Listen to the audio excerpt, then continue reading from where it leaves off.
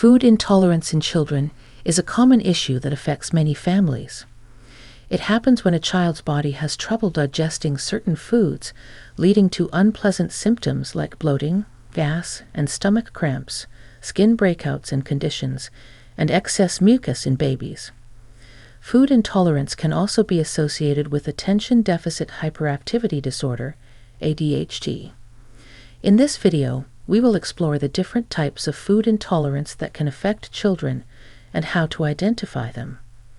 Make sure you subscribe to our channel and press the bell icon to get regular updates. Let's get into the video. Number 1. Lactose intolerance. Lactose intolerance occurs when a child's body cannot properly digest lactose, the sugar found in milk and dairy products. This happens because their body produces low levels of lactase, the enzyme needed to break down lactose. Symptoms of lactose intolerance include stomach cramps, bloating, gas, and diarrhea, usually occurring 30 minutes to 2 hours after consuming dairy products. Parents can manage lactose intolerance by reducing or eliminating dairy from their child's diet. There are many lactose-free dairy products available, such as lactose-free milk, cheese, and yogurt. Additionally, calcium-fortified plant-based milk, like almond, soy, or oat milk, can be good substitutes to ensure the child gets enough calcium. Some children with lactose intolerance can tolerate small amounts of dairy, especially if consumed with other foods, so parents can experiment to find the right balance for their child. Number 2. Gluten intolerance.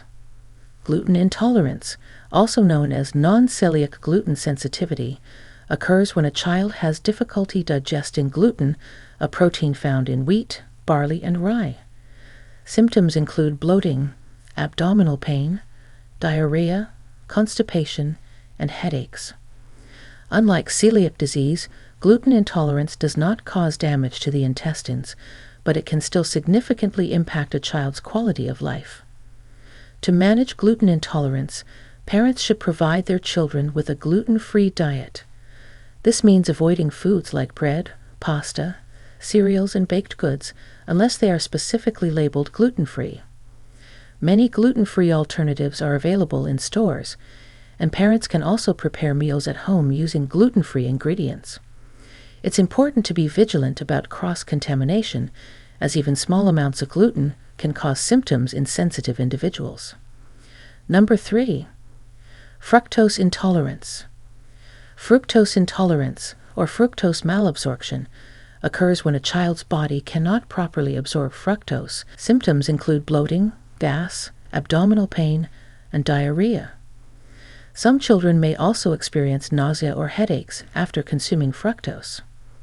Managing fructose intolerance involves reducing the amount of high fructose foods in the child's diet. Parents should limit or avoid fruits like apples, pears, and mangoes, as well as foods containing high fructose corn syrup. Instead, they can offer lower fructose fruits like berries, bananas, and citrus fruits in moderation. It's also helpful to pair fructose-containing foods with proteins or fats to slow down digestion and reduce symptoms. Number 4. Histamine intolerance. Histamine intolerance occurs when a child has difficulty breaking down histamine. Symptoms can vary widely but often include headaches, hives, nasal congestion, stomach pain, and diarrhea. Some children may also experience fatigue or irritability. To manage histamine intolerance, parents should reduce their child's intake of high histamine foods. These include aged cheeses, fermented foods, processed meats, and certain fish like tuna and mackerel. Fresh, unprocessed foods are generally lower in histamine and better tolerated. In some cases, supplements like DAO, diamine oxidase, an enzyme that helps break down histamine, may be recommended by a healthcare professional to help manage symptoms. Number 5. Soy intolerance. Soy intolerance occurs when a child cannot properly digest soy protein, leading to symptoms like stomach cramps, bloating, gas, and diarrhea. Soy is commonly found in many processed foods. Parents can manage soy intolerance by carefully reading food labels and avoiding products that contain soy. Many alternative products are available, such as almond or rice milk and soy-free versions of commonly soy-containing foods. Consulting a dietitian can help parents plan meals that meet their child's nutritional needs. Number 6. Shellfish intolerance. Shellfish intolerance occurs when a child has difficulty digesting shellfish, such as shrimp, crab, and lobster. Symptoms typically include stomach pain, nausea, vomiting, diarrhea, and sometimes a rash. It is important to differentiate shellfish intolerance from shellfish allergy, which can cause severe and potentially life-threatening reactions. To manage shellfish intolerance, parents should avoid giving their children any shellfish or shellfish-containing products. This includes checking food labels and being cautious when eating out, as cross-contamination can occur in kitchens where shellfish is prepared. If shellfish is a significant part of the family diet, parents may need to find alternative sources of nutrients, particularly omega-3 fatty acids, which are commonly found in seafood. Number 7. Salicylate intolerance. Salicylate intolerance occurs when a child reacts to salicylates, a group of chemicals found naturally in many fruits, vegetables, and spices, as well as in some medications like aspirin. Symptoms include stomach pain, headaches, nasal congestion, and skin rashes. Managing salicylate intolerance involves identifying and reducing the intake of high salicylate foods. These include certain fruits like berries and oranges, vegetables like tomatoes and cucumbers, and spices like cinnamon and oregano. Parents can focus on low salicylate foods to create a balanced diet for their child. Keeping a food diary can help identify specific triggers and manage the child's intake of salicylates.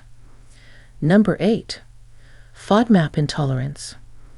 FODMAP intolerance involves difficulty digesting certain types of carbohydrates known as FODMAPs, fermentable oligo, monosaccharides, and polyols.